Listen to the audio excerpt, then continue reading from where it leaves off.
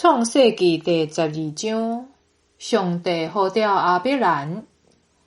上主對亞伯蘭講：你著離開本地本族，恁老爸的家，去我要指示你的地。我要互你成做大國，要賜福你，互你的名受敬重。你嘛要互人得到福氣。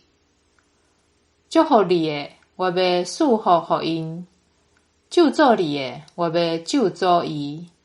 地上萬族要因為你得到福氣。亞伯蘭照上主的吩咐就出去，羅得嘛甲伊去。亞伯蘭離開赫蘭的時75歲。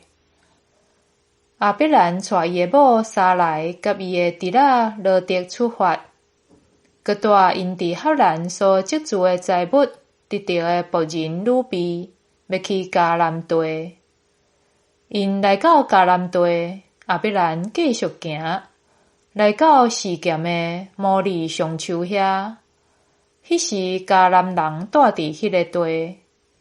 上主對亞伯蘭顯現講：我要將這個地賞賜你的後代。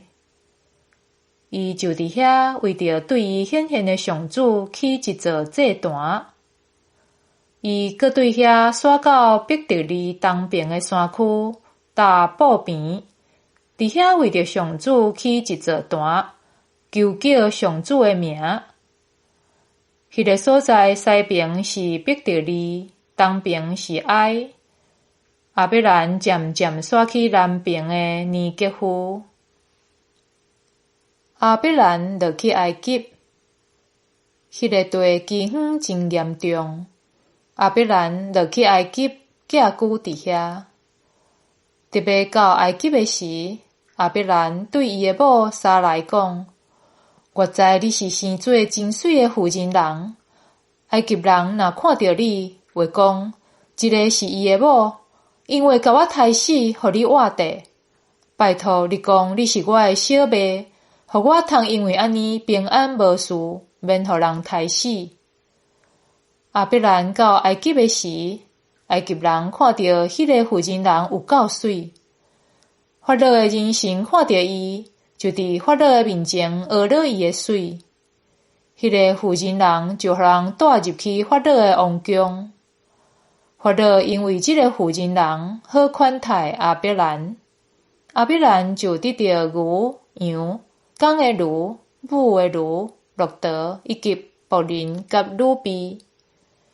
上主因為亞伯蘭的某撒來的緣故，降大災禍佇法老甲伊的全家。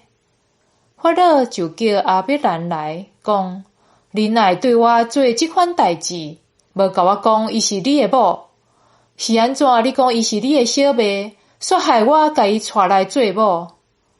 當你的某佇遮，帶轉去。